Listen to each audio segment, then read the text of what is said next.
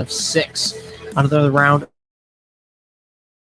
of cuts just happened for this Blackhawk squad.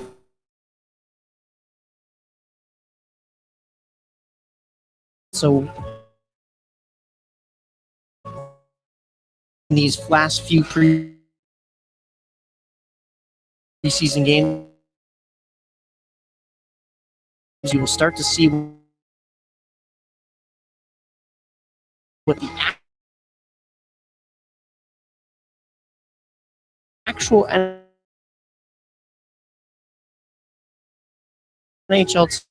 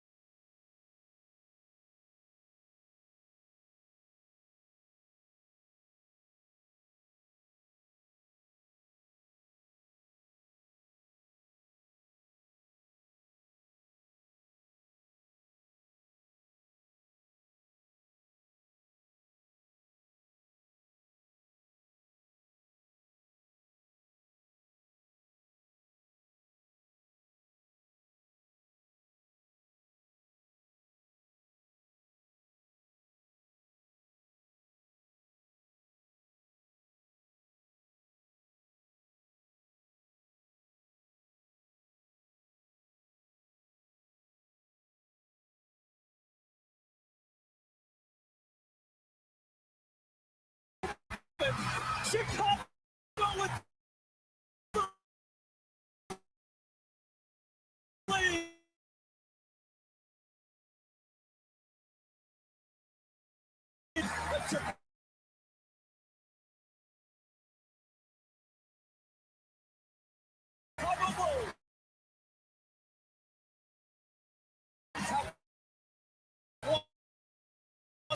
with Sox winner and a World Championship. The White Sox have won the World Series, and they're mobbing each other on the field. Binnington, Kurashev plays the rebound for Bedard down low. Bedard, across style scores! Unbelievable! Connor Bedard! Dude, that was insane.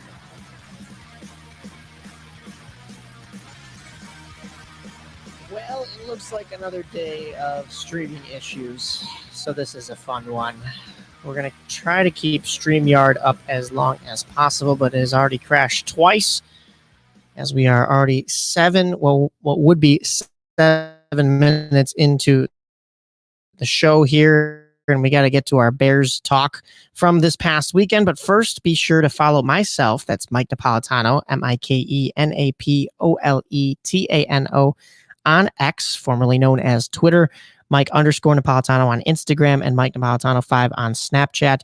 While you're on X and Instagram, be sure to give a follow to SportsTownChicago.com and the Illinois Media School. Just maybe not StreamYard right about now, but let's jump into football talk. And boy, oh boy, did the Bears need a win this past weekend. That's exactly what they got at home against the Los Angeles Rams, 24-18, bringing this Bears team to 2-2 on the season. Well, it didn't look good at the start, as LA was able to hit an early field goal. That was a 46-yarder from Joshua Carty that put them up 3-0. And then in the second quarter, the Rams doubled down with another field goal. This one only a 37-yarder. 6-0 Rams before the Bears could even get on the board. And they do eventually. Roschon Johnson takes this one into the end zone, and the Bears take the lead, of course, with the extra point happening right after, and a 7-6 scoreline as the Bears are just struggling to find offense this season. But they found it. Don't worry, they found it. And it wasn't just that touchdown of the day, but let's start you off with that touchdown as the Bears took the lead on Sunday. To Johnson, and the Bears have tied the game after the takeaway.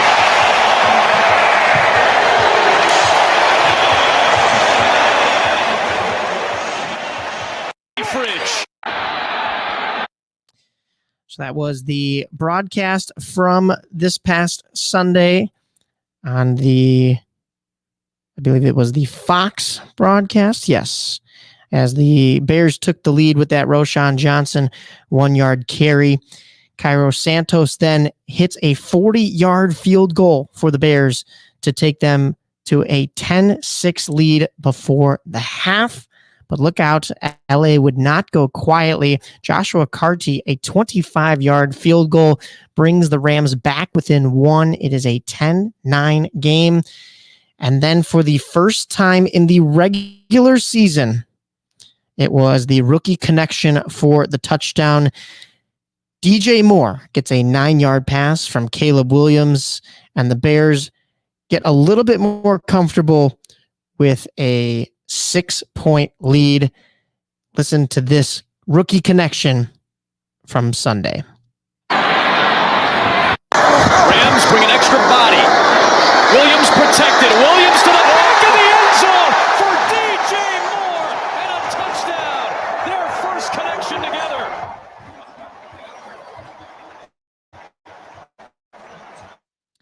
So as you heard from the Bears broadcast, their first connection together, of course, we did see a DJ Moore phenomenal catch earlier on in the season and one in the preseason. But this one is the first that is in the end zone. The Bears take a little bit more comfortable of a lead in that third quarter. However, it's 5 seconds into the fourth quarter, and Kyron Williams has a 3-yard run for this Rams offense that puts them within 2. And then the Rams tried for the 2-point conversion in order to tie this game up. That conversion failed. The Bears still held on to a 17-15 lead right before DeAndre Swift goes on a 36-yard run, and the Bears sit comfortably at 24-15, or at least a little bit more comfortably.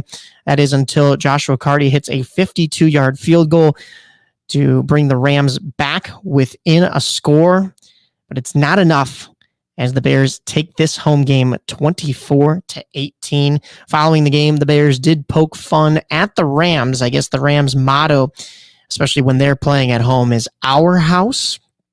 Well, the Bears, they were playing at home, and there was an interesting stat. The Rams have not won a game in Chicago since 2003. That's 21 years ago at this point. And of course, some of it just might be scheduling. Maybe the games that these two played were in LA. And okay, also, you have to take into consideration that the Rams used to be in St. Louis, so the games may have been in St. Louis. They were also very bad when they were in St. Louis.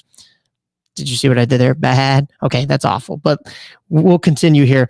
The schedule may have also not included a matchup between these two teams, but still, 21 years that this Rams franchise has not won a game in Chicago. That's tough. If you're a fan of if you are really just a football fan in general, you hate to see that kind of a team. That's sad. It really is. Caleb Williams is 17 for 23 in this game. He had 157 yards and 1 touchdown. It's rushing yards that were the mark for the Bears in this one. It's DeAndre Swift with 16 carries, 93 yards, and 1 touchdown. As far as the receiving yards go, 7 receptions for Swift, and that was 72 of his yards. The Bears had the majority of this second half, and it was all but certain they were going to win this game. But Matthew Stafford and the Rams put up a fight as well. Stafford honestly had a better day than Caleb Williams, 20 for 29, 224 yards, and only one interception. So this Bears offense still struggling to outdo their opponents. Maybe in the actual box score, but not in the depth numbers. So would like to see a little bit more from this Bears team, especially because next week, not this week, not Sunday the 6th, but the next week, Sunday the 13th, the Bears will not only be on a national stage, they will be on an international stage as they have that matchup with Jacksonville in London. Jaguars currently sitting at 0-4. And this game between the two will be held in London. As I said, it's an 8:30 a.m. start here in the States. That'll be on NFL Network. Once again, that is 2 weeks from now, Sunday the 13th. And they will play at Tottenham Hotspur Stadium. But before we get that far into week 6, week 5, the Bears have a noon game still at home on Fox. This will be against the Carolina Panthers. Now, a lot of comparisons being drawn between the Panthers and the Bears this year, namely because both of their starting quarterbacks have, left a little to be desired from both fan bases. And of course, the famous trade between these two teams left the Bears with a haul of players such as DJ Moore and picks. And it should have helped the Bears and this offense out a ton, but the results are still not quite there. The results aren't there for this Panthers side either, as they had to resort to their backup quarterback in their last matchup. That was back on Sunday as well against the Bengals. They lost this one. It was Andy Dalton, though, going 25 for 40 with 220 yards, 2 touchdowns, and 1 interception, which isn't half bad. Honestly, almost as good as his counterpart in this game, Joe Burrow. 22 for 31, 232 yards, 2 touchdowns, and 1 interception. They looked about the same on the day. Now, it's been a rough go for Joe Burrow and the Bengals as well. They are also 1-3, but to have similar numbers as a backup quarterback to a starting quarterback that a couple years ago went to a Super Bowl and has some talent when he's not injured or a little flaky these days, I guess. That's impressive, especially Andy Dalton stepping into that role after Bryce Young was benched. Yeah, that's not great for this Panthers offense, and it probably won't be against the Bears either, but we'll see what Andy Dalton can do. If you remember Andy Dalton, he was a Bear at one point, so there may be a little bit of a revenge game going on for Dalton. You know, this game, it's really going to show where this Bears offense is. And not that the previous couple games haven't, but if you can't beat a Panthers offense that is relying on Andy Dalton, the backup quarterback, to carry them, and no disrespect to what he has done stepping into that role, as I just mentioned, then this Bears offense really needs to reevaluate themselves. I said off air, off the microphone, that if the Bears get to week 5 and they are 1-4, there's issues here, because really that could be 0-5 if you don't count the defense carrying you in that first week against the Titans. Now the Bears have won a second game. Granted, it's against a Rams team that is struggling, but I think you really need to get all the wins that you can in a quote-unquote easy schedule, and that would involve a win against this awful Panthers team. So noon on Sunday, as I mentioned, at Soldier Field. You can catch that game on Fox.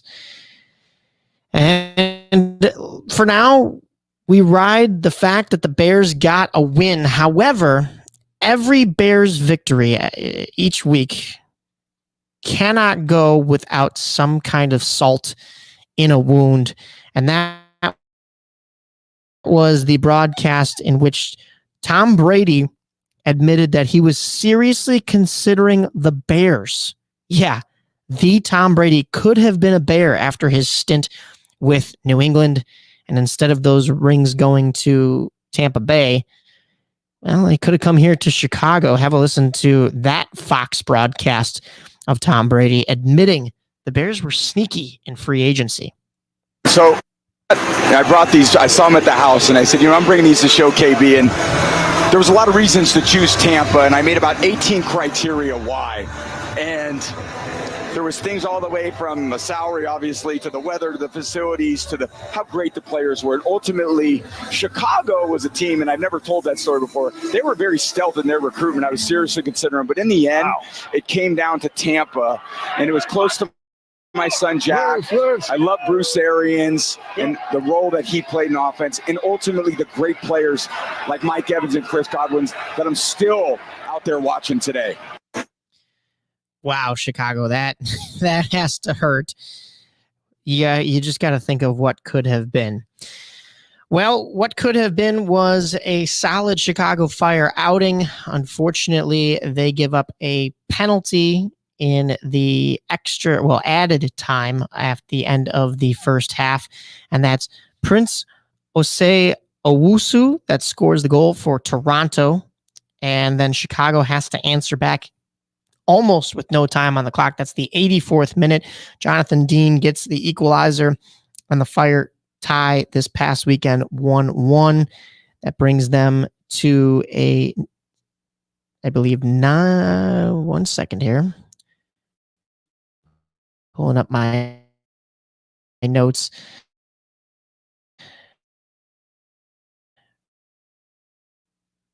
That brings Chicago to on the season. There's only a few games remaining in this Fire season, and playoffs are definitely not in the pick in the future for them. 15th out of 15 teams in the Eastern Conference in the MLS.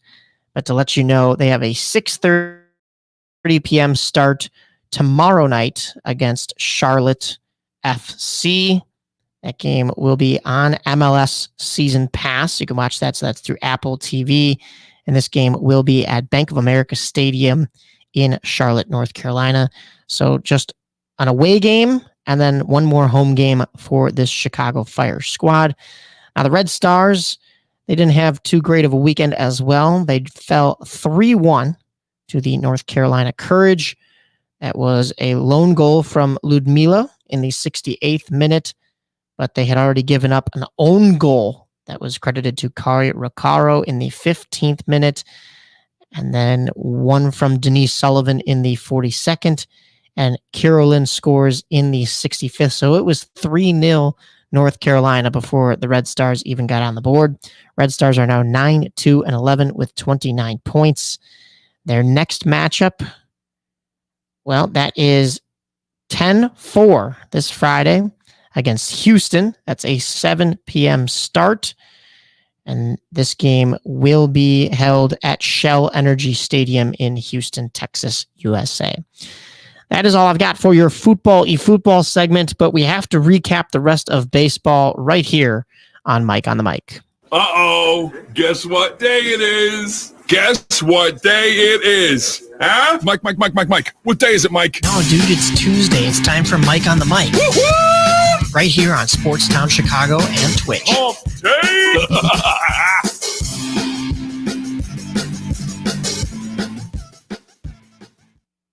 This is your home for sports. SportsTownChicago.com. Joe's Hot Dogs has been around since 1953, but I promise it's not old news. You don't have to like hot dogs to like Joe's on Plainfield Road in Joliet. Italian beef, hot dogs, shakes, and sides. My family's had a relationship with Joe's Hot Dogs for 3 generations. Golden fries with a tad bit of salt and the perfect amount of crunch come in a bag as big as your hand. And that's just a small. For more on the menu, visit joeshotdogsjoliet.com, bringing that classic Chicago flavor to the suburbs. That's Joe's Hot Dogs across from CVS on Plainfield Road in Joliet. At the football game, Jim shows the telltale signs of being wasted. He starts flexing for the camera. He refers to his muscles as gunboats. He screams, "How's this for a halftime show?" Jim streaks the field. It's easy to tell if you've had way too many to drive. But what if you've had just one too many to drive? Never underestimate just a few. Buzz driving is drunk driving. A public service announcement brought to you by the U.S. Department of Transportation, the Ad Council, and this station. There are everyday actions to help prevent the spread of respiratory diseases. Wash your hands. Avoid close contact with people who are sick. Avoid touching your eyes, nose, and mouth. Stay home when you are sick. Cover your cough or sneeze. Clean and disinfect frequently touched objects. For more information, visit cdc.gov/COVID-19. This message brought to you by the National Association of Broadcasters and Windy City News Radio. The Illinois Center for Broadcasting is now the Illinois Media School. We've been an institution in the Chicagoland area now for 30 years. Because the broadcasting world is always changing, so are we. Not only are we teaching radio and television production, but now you can learn all aspects of the media industry, like web design. You can even specialize in TV or film, sports broadcasting, and even sales. No matter where you are in the Chicagoland area, we have a campus near you. The Illinois Media School. Be on TV, be on radio, beonair.com.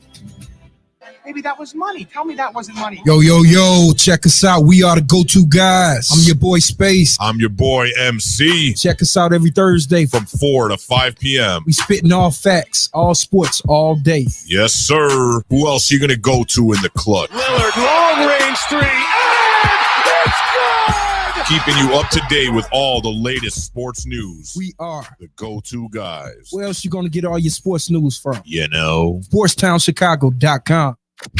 St. Patrick's Day, the only day of the year that it's okay to not boo the Boston Celtics. I will show you mercy. SportsTownChicago.com.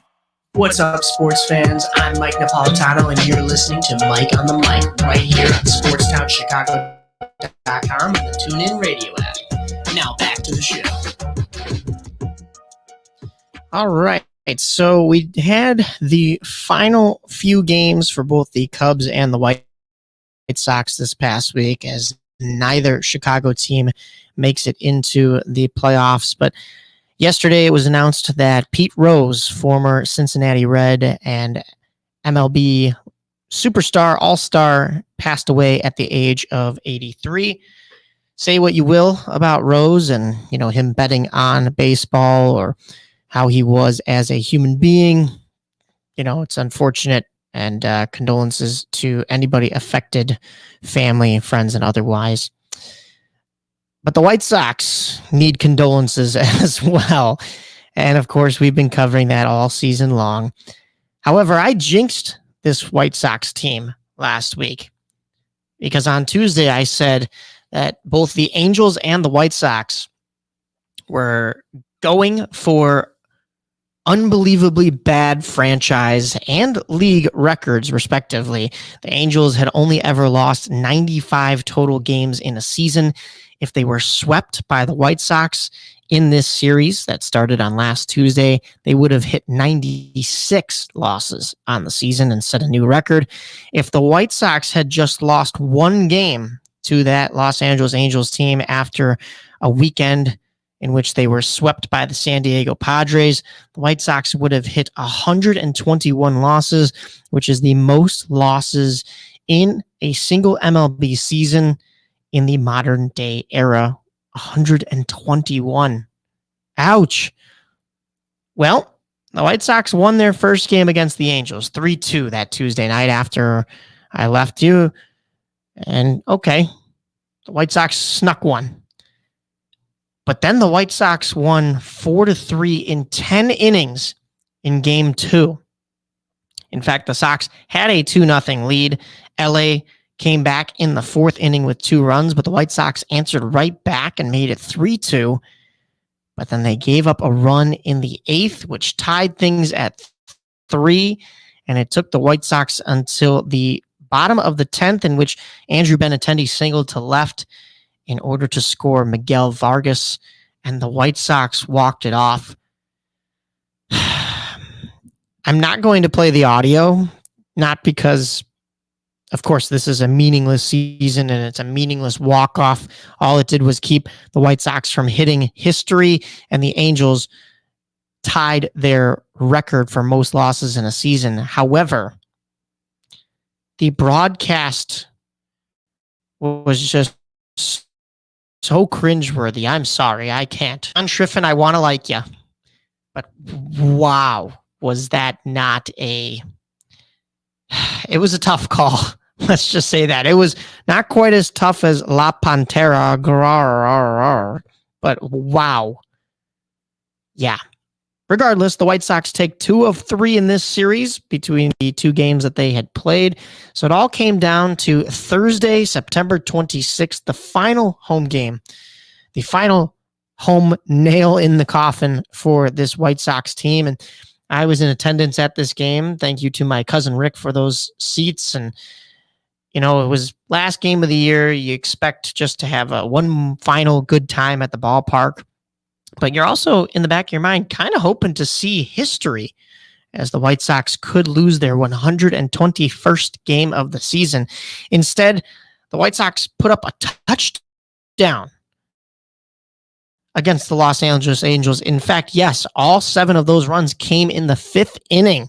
Chris Flexen gets the win. He goes 6 1/3 innings, pitched 5 hits, no earned runs, 7 strikeouts, and 1 walk. And the White Sox do all their scoring in the 5th and come away with their 2nd sweep of the entire year. The entire season. The only other one was against the Tampa Bay Rays back early on in the season. I believe that was in either April or May. And the White Sox avoid hitting 121 losses, history, at home.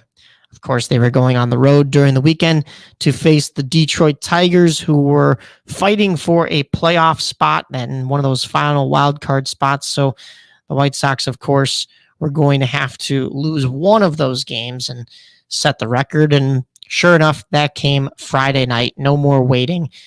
The homestand was over. The White Sox go on the road and they lose their first game to Detroit.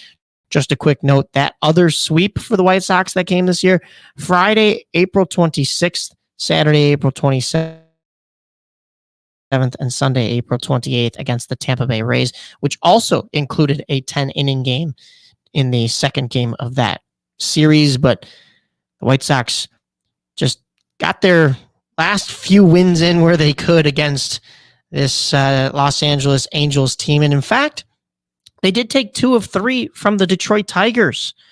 They lost that Friday game 4-1 in order to set the record. The White Sox had sat at 39 and 121 after that Friday night.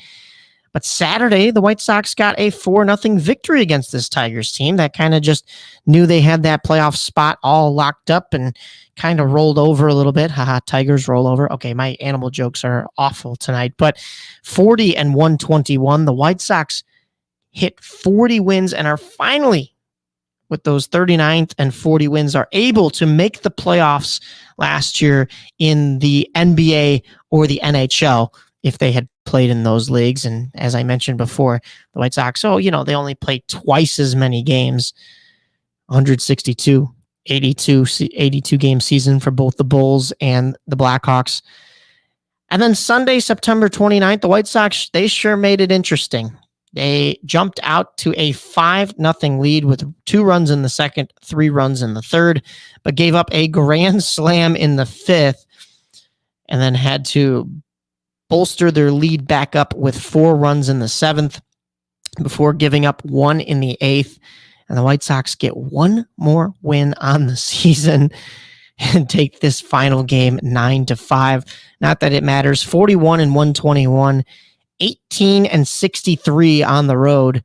The White Sox finish, but it doesn't really matter. The Tigers are in the playoffs, and in fact, they've already won a playoff game today, and we'll get it more into the playoffs in just a second. But a 3-1 win over the Astros today as the Tigers take game 1 of 3 in that wild card series. Before I jump into the playoffs, though, I want to wrap up with this White Sox team. This White Sox front office has been absolutely atrocious. And of course, it starts at the top. I wanted to read to you a statement from Jerry Reinsdorf that came out on Sunday. And this was how it began. Quote, "To all White Sox fans, by all measures, our on-field performance this season was a failure. As the leader of this organization, that is my ultimate responsibility. There are no excuses. I want to thank you for continuing to support the team throughout what has been an embarrassing season. You all deserved better.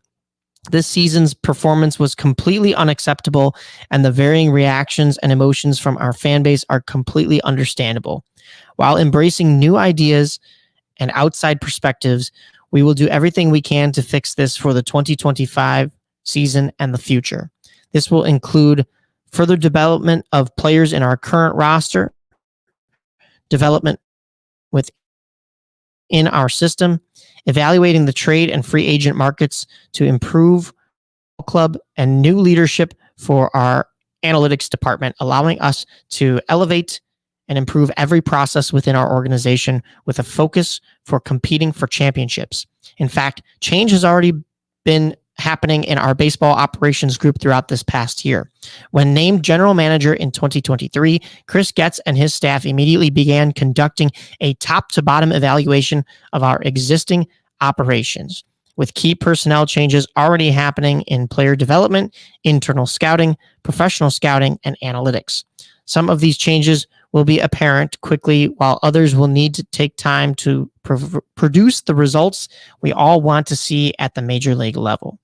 Our organization's most important decision in the coming months is to evaluate and identify a new manager and leadership voice for this organization.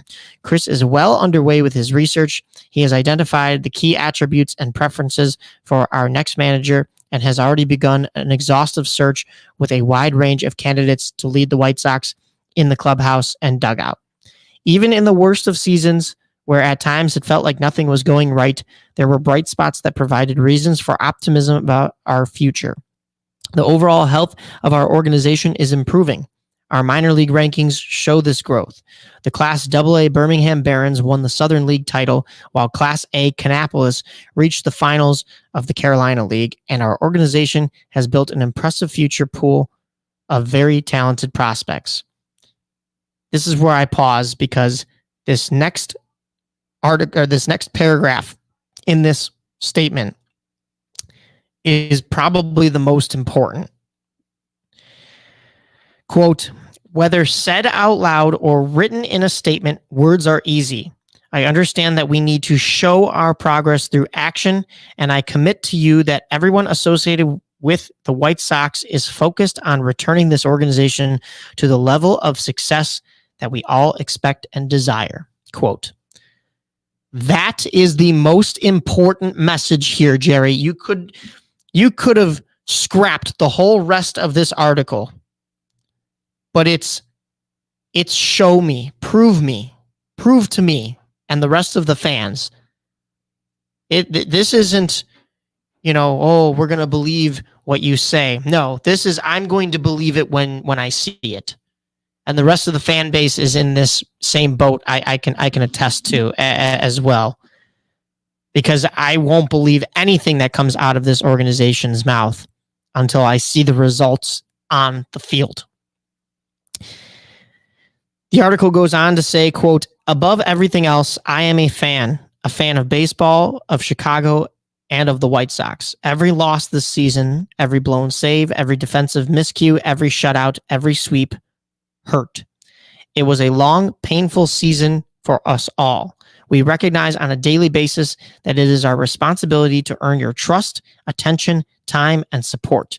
We vowed to take that approach daily as we put in the work this offseason to be better. We owe it to each and every one of you. Jerry Reinsdorf." I don't believe it. I don't. And I'm not going to until it actually happens. So your words are nice. They're fancy. They're eloquent even. But I don't believe it. I don't believe one word, because I've seen this show before. It's like that Back to the Future meme. Oh, hey, I've seen this one. How many years in a row have we been told by this White Sox front office that, we're going to improve for next year? And we've been on the decline as White Sox fans watching this team for the last 3 or 4 years. And it is not just any decline. It wasn't a scheduled rebuild. It was during a quote unquote championship window that White Sox fans never got to see. Nothing was done in the offseason this past year. Nothing will probably be done in this offseason this year. You heard me quote Chris Getz, the general manager, a couple of weeks ago, where he said, we're not going to be working heavy in free agency. We're going to look to improve what we have here.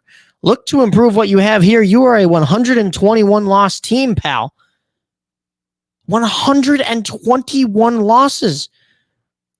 And if you think you're going to look internally like Jerry did when he hired you to add success to this team, absolutely not. There's nothing there. There's nothing to rave about this farm system, regardless of what you may have heard in an article. Sure, those are some nice stats from AA and single A, but that's not enough. This isn't a top 10 farm system. It barely was a top 10 farm system when the White Sox were in that competing championship window, because all of the talent was up at the major league level and all of that talent got injured and there was nothing to replace them.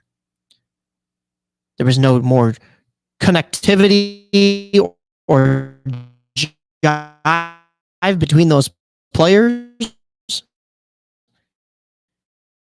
It was just an awful, could have been, not to mention all of the locker room issues. Just this past week, there was more locker room talk that came out.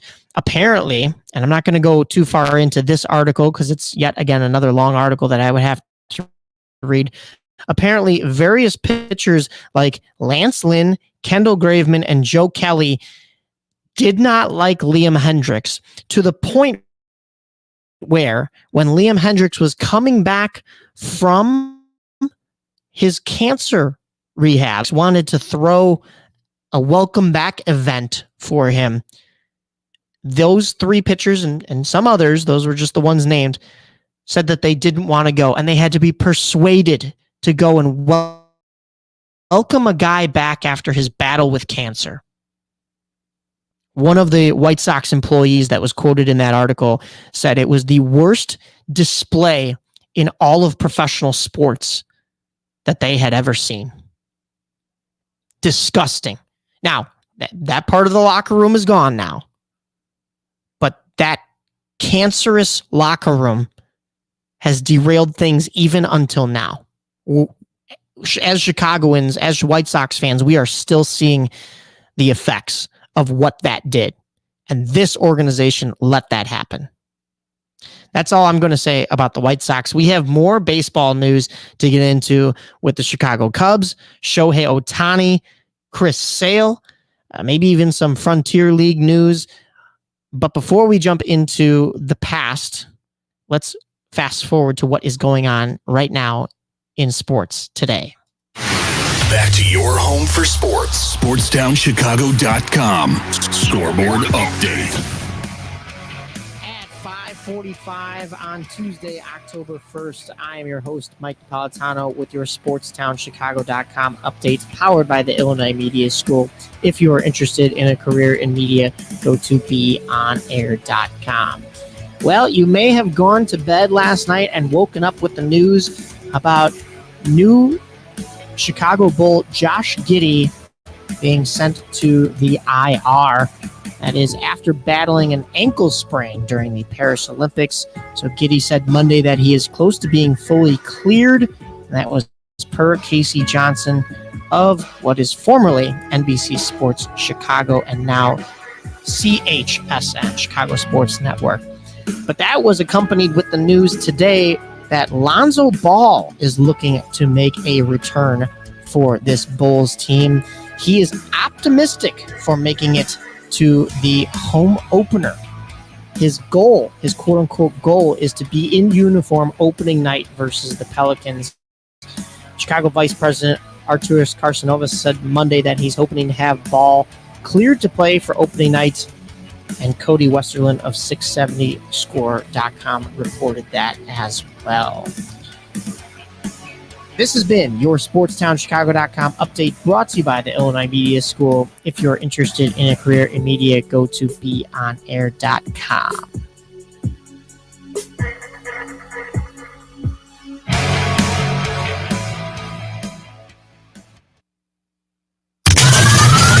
What's up, everyone? This is Mike Napolitano, and you're listening to Mike on the Mic right here on SportsTownChicago.com and the TuneIn Radio app. This is your home for sports. Red left! SportsTownChicago.com.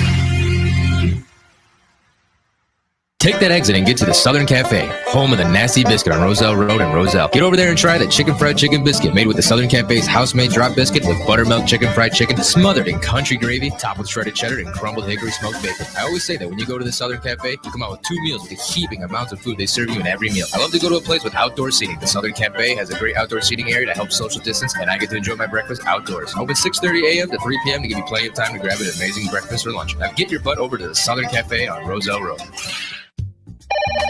Hello? It's speed walking day. Dorothy?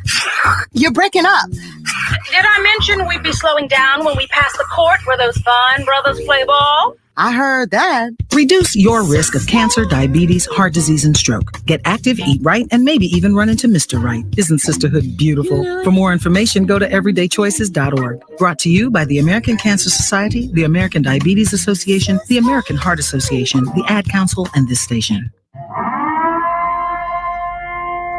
Alert! Alert! Be gone, maxed out credit cards, overdue loans, suffocating interest rates, and relentless collection agencies. If your credit rating is making you and others around you cringe, there's only one thing to do, and that's to turn to the professionals at Creative Credit Solutions. Even if your credit is less than perfect, we'll help you get back on track. You can do it, and we can help. Call today or visit creativecreditsolutions.net for your free credit check report.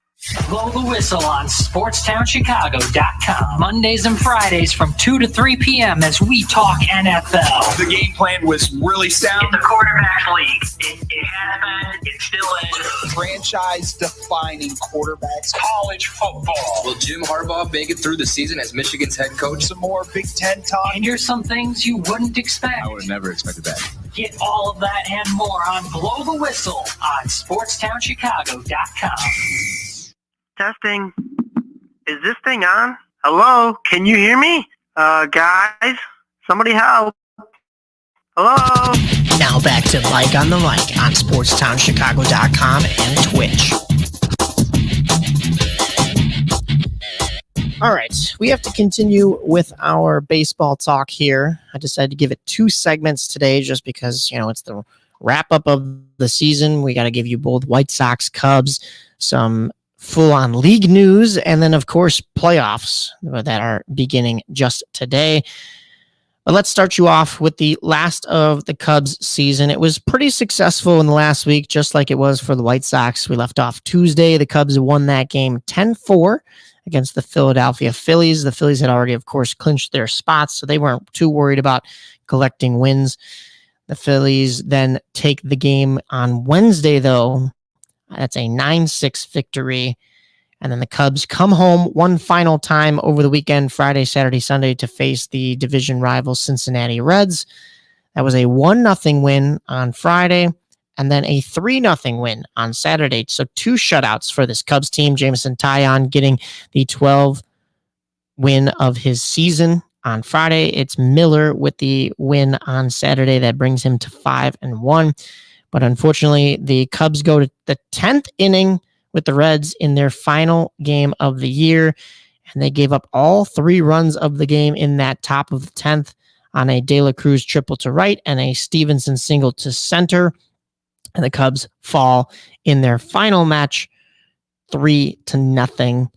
They finished with an 83-79 record and just so far out of playoffs, 6 games out of that wild card. I believe it was almost 10 games back of the Brewers in the division. But man, oh man, this Cubs team was they had high expectations. They were supposedly poised for greatness, and it just didn't happen, especially with Craig Counsell as manager. And the funny thing is his Brewers, they still took the division. It may not have been Craig Counsell.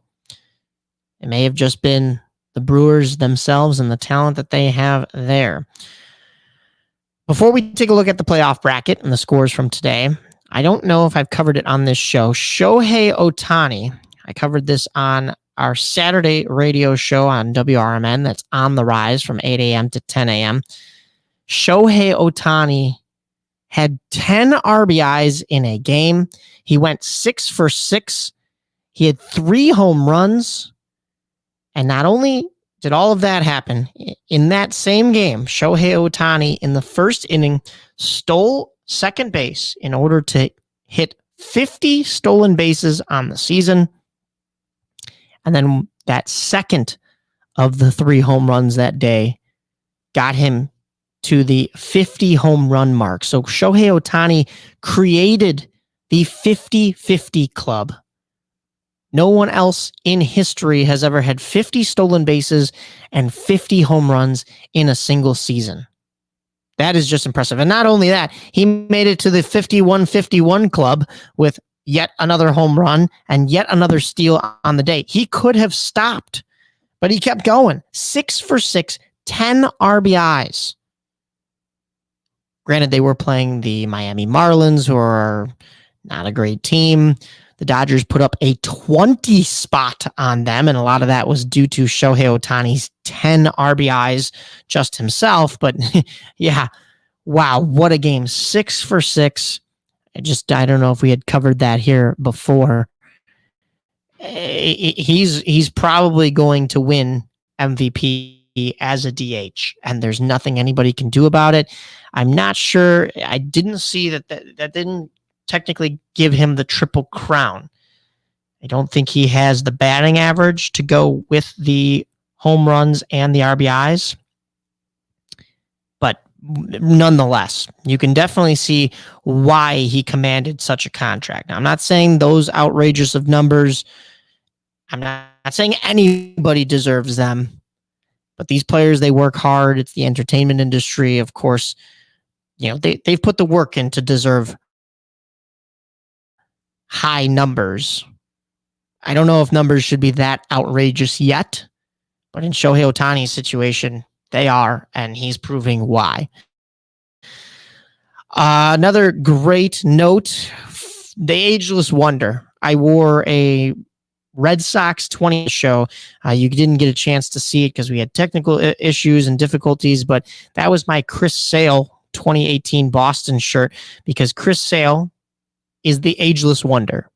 He is on the Atlanta Braves now, and he almost won a Cy Young with the White Sox early on in his career.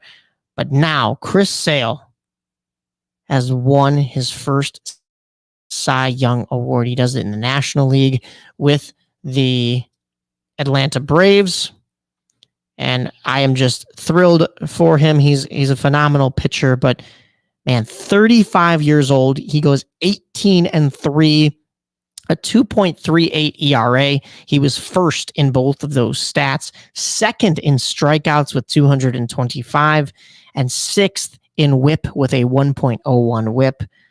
I mean, that is great. However, Sale is not on Atlanta's roster for the National League Wildcard Series against the Padres. That is a crucial thing when you're looking at making your brackets and who will advance in this playoffs. It seems as though he has a back injury. Maybe tried a little too hard for that Cy Young towards the end of the season, because now it is going to keep him out at least for this wild card series in the playoffs. Game 1 between these two teams is at 7:30 p.m. tonight. That's the 89-73 Atlanta Braves versus the 93-69 San Diego Padres. That's just one snippet. Let's take a look at the entire bracket as the games begin today. Currently, in the bottom of the 4th, the New York Mets are losing to the Milwaukee Brewers 4-3. Milwaukee had a 2-0 lead that the Mets washed away and took a 3-2 lead, and the Milwaukee Brewers have then leapfrogged them again to make it 4-3. But on the American League side of things, you had the Tigers and Astros today. Tigers won game 1. So of that best-of-3 series, Tarik Skubal and the Tigers already took the first game. However, Skubal is now listed as day-to-day, so an injury for their ace as they look towards the future, the rest of this playoff run, but also just the fact that they will have to get past a really tough Astros team. Astros are the 3rd seed. Tigers are the 6th seed, which means the 2nd seed Guardians will have the bye in the first round and play the winner of these two teams. Over in the 5-4 series, it's the Orioles in 4th, the Royals in 5th. Kansas City, surprisingly, takes game 1 against this Orioles squad. Their next game will be tomorrow, just like that Tigers series. This one will be at 3:30. But I think everybody was thinking that this Orioles team was stronger than they were looking going into this playoffs. The winner of this series will have to play the number 1 AL seed, the New York Yankees, who have a bye. Then on the National League side of things, as I mentioned, you have the Mets currently losing to the Brewers. That's the 6-3 matchup. That is game 1 of that series. The winner of that will play 3 p.m. tonight on ESPN. The winner of that series will play the Dodgers. Either way, we are going to get a great matchup. It's either going to be San Diego versus Los Angeles, or it's going to be a tough Braves team that has gone up against these very LA Dodgers in previous NL playoff series in order to get to the World Series just in the last couple of years. So a great slate here for this playoffs in the MLB, and it is the only baseball we have left. I mentioned last week that the Cougars won it all in the American Association, the Miles Wolff Cup. So congratulations to the Kane County Cougars. It was the only championship baseball that we had this year in the Chicagoland area. However, in the Boomers League, the Frontier League, it was the Quebec Capitales who won their 3rd straight Frontier League championship. And this time they did it in fashion. They won this series 3-1 with a walk-off home run in game 4 to seal the deal. If you remember, the Quebec Capitales were the first team that the Boomers even lost a playoff series to back in 2022.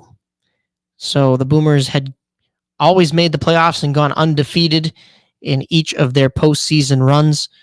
Undefeated series-wise. They had a couple of losses individually, but Quebec was the first team to knock the Boomers off in a series. Well, then Quebec went on to win the championship again last year when the Boomers lost in the wild card game against the Evansville Otters. So their 2nd postseason series, even though it was a singular wild card game, 2nd postseason series loss. And then, of course, the Boomers missed the playoffs by just 1 game this season. And we were without one more playoff baseball team this year, which hurt a little bit in the Chicagoland area because baseball has just been so bad. Luckily, we'll be getting into good baseball now that the playoffs are underway. We'll talk to you about the national scale with the MLB. But before we do, that means the weather's getting a little bit chillier. We're getting into fall, and that means hockey and basketball. And I have the Bulls and the Blackhawks right here for you on the mic. This is your home for sports. Longtime fan, sports is like life. SportsTownChicago.com. What's up, Chicago? If you're ever, and I mean ever, out looking for good urban food 24/7, come down to White Palace Grill, located 1159 South Canal Street in Chicago. White Palace Grill is open 365 days a year since 1939. I personally love the steak and egg dinner, but whether you like burgers for breakfast, steak for lunch, or French toast for dinner, White Palace is the place for you. The diner is a 24-hour urban oasis. Come now, come later. Hey, come now and later. We never close at White Palace Grill, located 1159 South Canal Street in Chicago. Visit us at whitepalace.com or order with Uber Eats or Grubhub anytime, any day. Daddy, when you look at me, I could see your wheels turning. About what am I going to be when I grow up? A major league first baseman? Maybe a point guard for a national champion. The odds of a child becoming a professional athlete are 1 in 16,000. Far-fetched? Maybe. But did you know the odds of a child being diagnosed with autism are 1 in 166? That's right, 1 in 166. To learn the signs of autism, go to autismspeaks.org. Brought to you by Autism Speaks and the Ad Council. Go to Lux Barbershop for the best barbers and stylists in Plainfield, Illinois. I go there when I have an important event, date, or I just want to look good. The straight razor shave will have you looking fresh and smooth. Lux Barbershop is open 7 days a week. Go to Lux Barbershop for the finest barbers, stylists, braiders, and massage therapists in the southern suburbs. Check out all their daily deals on Facebook, Instagram, and luxbarbershop.com.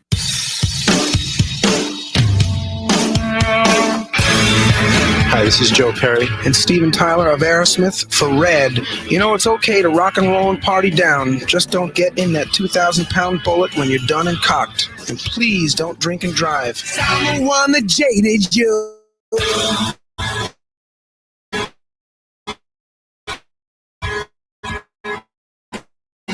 A reminder that friends don't let friends drive drunk. A public service message brought to you by the Ad Council, U.S. and RAD.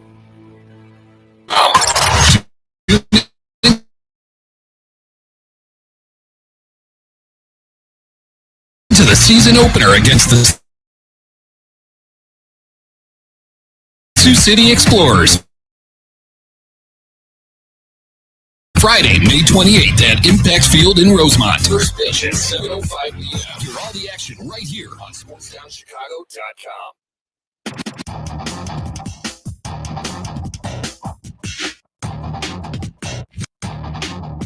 Right back in here on Mike on the Mic to give you your basketball and hockey news. The only two sports we haven't covered yet. I'm not really going to be giving you too much WNBA news today, considering the Sky have been eliminated, and we will get into the playoffs in a little while. I know Caitlin Clark has been doing some interesting and amazing things. However, we do want to get into NBA because preseason is just around the corner. Before we do, I just want to share another condolence here. Too many in the show. But rest in peace to Dikembe Mutombo. He was 58 years old, and it was announced yesterday that he passed away due to a form of brain cancer. So just really sad, way too young, and he will always be remembered not only for what he did on the court, but one of the funniest Geico commercials I think you can ever remember, you know, with the smacking everything out of the hand because he was such a great defensive player, would block everything. So rest in peace and condolences to anybody affected, friends or family. Let's jump into the Bulls news. As I mentioned, it looks like Josh Giddey will be maybe a little bit injured to start the season, maybe day-to-day, maybe battling something. We will have to see. There's still a whole preseason to get through, so hopefully he is healthy before that. And same thing with Lonzo Ball, who has been out for the last couple of years from this Bulls squad after signing that large contract. And it'd be nice to see Lonzo Ball back on the court, and he is targeting the season opener as his return date. But we won't have a season opener until late October 1st. We have the Bulls preseason schedule that will start next Tuesday, the 8th, in Cleveland at 6 p.m. to take on the Cavaliers. Then that Saturday, the 12th, it will be a home game against the Memphis Grizzlies at 7 p.m. And Monday, the 14th, that's Columbus Day or Indigenous Peoples Day, the Bulls will be up north in Milwaukee to take on the Bucks at Fiserv Forum. That is a 7 p.m. game. And the last two are home games at 7 p.m. That is a home game on October 16th against the Minnesota Timberwolves and a home game against the Cleveland Cavaliers on Friday the 18th, also at 7 p.m. I don't have too much other basketball news for you as we get into the preseason. I might be able to give you a little bit more of the free agency shockers. There was one this past week, if you're paying attention. We'll cover that next week because we're running out of time here already. But also there will be, of course, Bulls preseason talk and some WNBA talk, as I mentioned, as they get deeper into their playoffs. But we got to jump into the preseason that is already underway. That is the Chicago Blackhawks. Last Wednesday, the Hawks were at home against Detroit to kick off the preseason. Our buddy here at IMS, Jack Heinrich, was on the Blackhawks.com broadcast during the intermissions. So congratulations to Jack filling in that role. John Weideman and Troy Murray were on the call because this was a Blackhawks.com broadcast. As I mentioned, there was no radio, there was no TV. Charlie Roumeliotis, he joins the WGN team so that he can still cover the Blackhawks.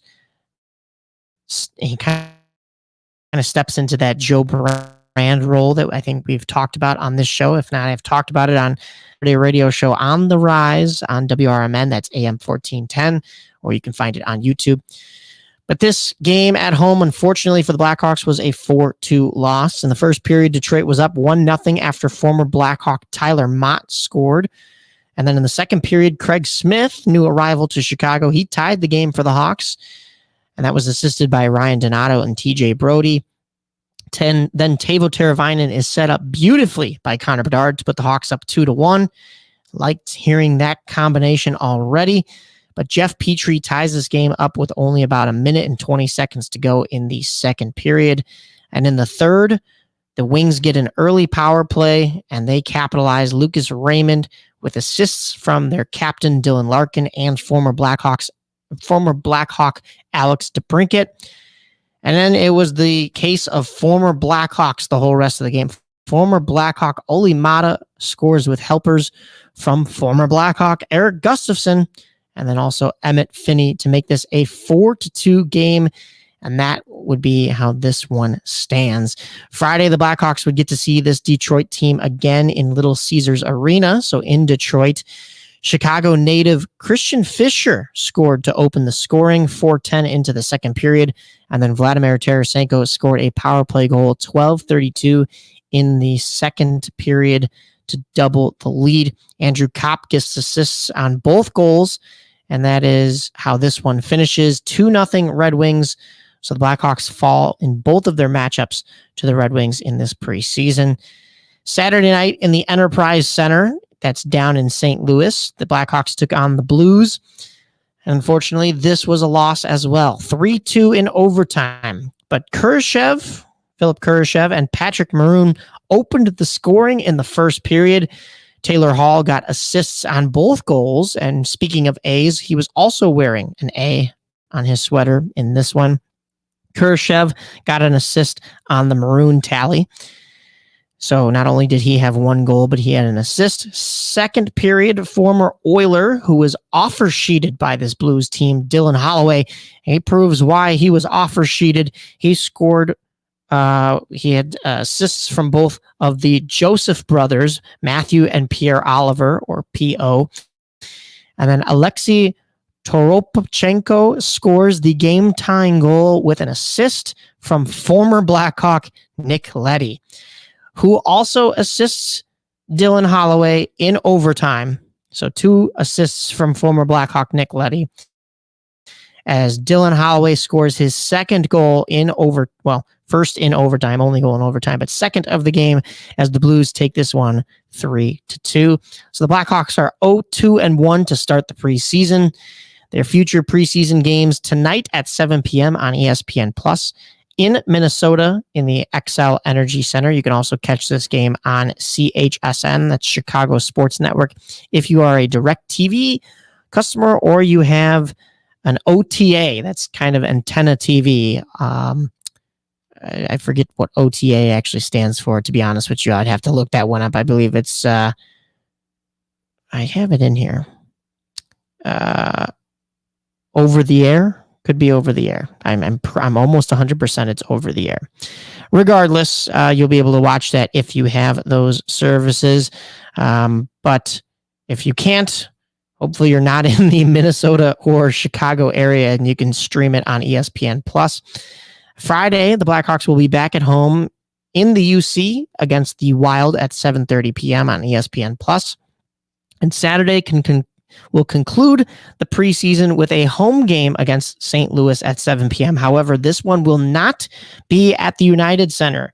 This will be held at Fiserv Forum in Milwaukee, the home of the Bucks. And this will be the second year in a row that the Blackhawks host a game there. Last year, it was against the Minnesota Wild. So that one made a little bit more sense being in Milwaukee and between the two cities. But Blackhawks already had the game against the Wild on the schedule. And the Blues were lined up and slated for this game. Future regular season games for the Blackhawks. Yes, the hockey season is already starting. I know you can't wait. I can't either. The Blackhawks will be the first team to play the new Utah Hockey Club, formerly known as the Arizona Coyotes. And they moved in the offseason. New ownership, should be a much better go of things. This will be at the Delta Center in Salt Lake City, Utah, on Tuesday, October 8th at 9 p.m. Central Time on ESPN and ESPN Plus. So that'll be after another edition of this lovely show, Mike on the Mic. And then the Blackhawks are on the road for 4 games, and then the home opener is not until Thursday, October 17th versus Macklin Celebrini, former Chicago Steel alumni, and the San Jose Sharks at 7:30 p.m.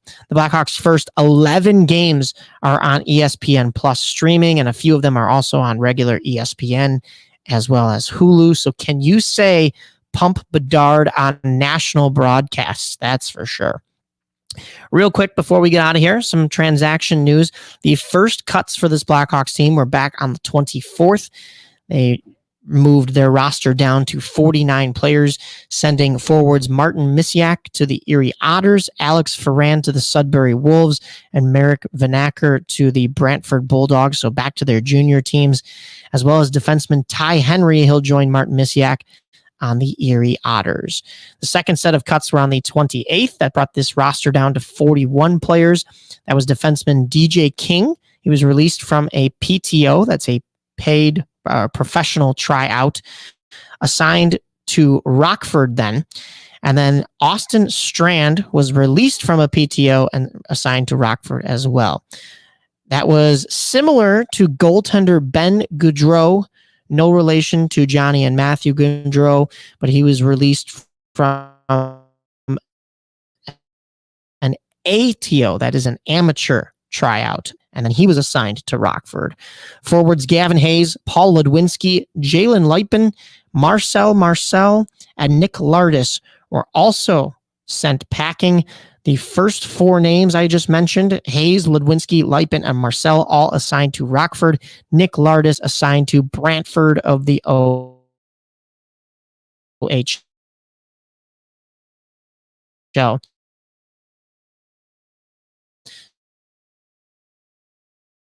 So he will join Merrick Vanacker. Will Gutman, Ryder Rolston, Samuel Savard, as well as defenseman Ethan Del Mastro. So a couple of names Blackhawks fans know and love from last year or the year before that even, especially towards the end of last season. A couple of these college players, Landon Slaggert and Ethan Del Mastro. However, I think it's no surprise that they will be starting their season, at least starting their season, in Rockford. And as you see, as these cuts go on, the majority of these players are only then being assigned to Rockford because they are practically ready to get brought up to the NHL level. The fourth set of cuts, that was 3 more players to get this roster down to 32. That was yesterday. That was forwards Zach Sanford and Brett Seney, both assigned to Rockford, and goaltender Mitchell Weeks, who was released from a PTO and assigned to Rockford. Some injury news for this Blackhawks team. Wyatt Kaiser is out with an undisclosed injury. He didn't practice Monday per Charlie Roumeliotis of NBC Sports Chicago and now officially WGN. Artem Levshunov is still out with that right foot injury that he sustained right before the Tom Curvers prospect camp. Sounds like it's nothing too serious, and he skated Friday in a non-contact jersey, according to Charlie as well. So we look to see Levshunov, hopefully for the regular season. He may be out for the remainder of the preseason. But that is, well, actually, I have one more note here for you. All of the league, every player will be wearing a sticker on their helmets this year that will have the numbers of both Matthew and Johnny Gaudreau in order to honor them. So just one final note, at least a good note there, despite all the condolences that we've had in this show. And man, it has been rough. One more note I should mention. I woke up thinking the worst, and I thought this was another case of an athlete passing away too soon. However, it was just him announcing his retirement. Derrick Rose announced his retirement. So former Bull, he is no longer playing the sport of basketball. Maybe look to come back to Chicago in some kind of administrative coaching, something kind of a role, but I think he's going to enjoy his retirement for a little bit. So congratulations on an outstanding career to Derrick Rose, despite a number of injuries, especially in his hometown of Chicago, but a phenomenal player and definitely deserved. We're going to get into the Sky firing their head coach next week and all the comments that Angel Reese made, along with a wrap up on their season that we already kind of did last week, but also a look into the WNBA playoffs, as I mentioned. But that is all of your Chicago sports news and then some for the week. I just want to remind you that you can catch the Voodoo Podcast. The September episode is out now and features 3 members of the Chicago Haunt Builders that create the almighty list of houses each year that you get to go and see during the Halloween season. And then 3 members of a nonprofit haunted house called the Haunted Sawmill up in Merrill, Wisconsin. You can get that on Apple Podcasts, Spotify, or wherever you get your podcasts. Be sure to check out On the Rise on Saturdays on WRMN AM 1410. That is where the Derek and I break down all of Chicago professional amateur sports. We're talking Boomers, Cougars, AU softball, and now going into the fall season, Ice Hogs, Wolves, Steel, Windy City Bulls, and even some fantasy football with Nick Johnston and a few other guests. And then be sure to stay on and possibly catch us doing Truth About Chicago Sports with Marcus Mack right after. You can catch me on Stream Sports Midwest at Nye Hill Hockey. I'm alongside the voice of Chicago Dogs broadcaster Aaron Schellen, Eric Willowhite, and Ethan Wiles. As we broadcast 8 to 18-year-old hockey, you can catch that on Stream Sports Midwest on YouTube.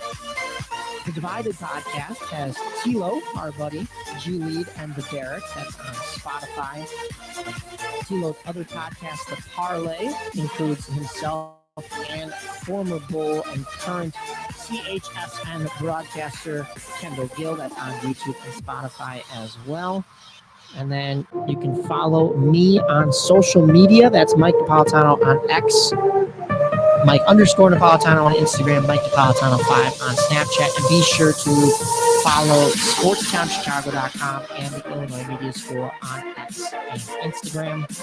And as I mentioned, that is all of your sports news for the week. Be sure to make it back here next Tuesday at 5 p.m. for another episode. Thank you for tuning in. I'm your host, Mike Napolitano, and this has been another edition of Mike On.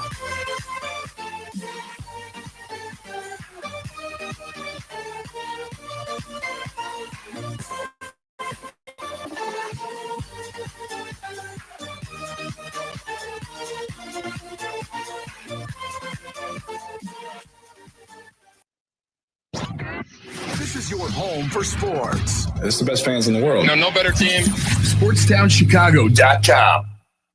Are you ready for this? Valley View Automotive has all of the hottest SUVs you've been looking for. Enjoy a test drive and the opportunity to drive one of these powerful vehicles off the lot for half the price. Yes, half the price. Now's the time to get yourself to Valley View by car, on foot, or even by air to take advantage of this outrageous sale. You better get here quickly, because this promotion is only going on for 24 hours, and the automobiles are leaving the lot faster than you can say four-wheel drive. Valley View Automotive, a dealership you can depend on. Hey, I'm Andy Griggs, asking you to help prevent domestic violence. Domestic violence isn't a woman's issue. It hurts all of us. Women are injured and killed every day by their husbands and boyfriends. So it's time for men to take action right now to teach boys that violence against women is wrong, to help prevent abuse before it starts. Call the Family Violence Prevention Fund at 1-800-END-ABUSE to get a free Take Action kit containing tips on what to say to boys. That's 1-800-END-ABUSE. Teach early. Indeed is the #1 job search user with over 250 million monthly users. Indeed's priority is to help everyone in the job searching process to find a job by uploading 10 new job opportunities every 10 seconds worldwide. With Indeed, you have free access to job searches, resume uploads, and company researches. There are over 10,000 employees at Indeed that pursue to help people find the job they are looking for. They connect with millions of people to new opportunities. Go to Indeed.com and sign up for free and create a resume and let Indeed do the rest to help you on your job search.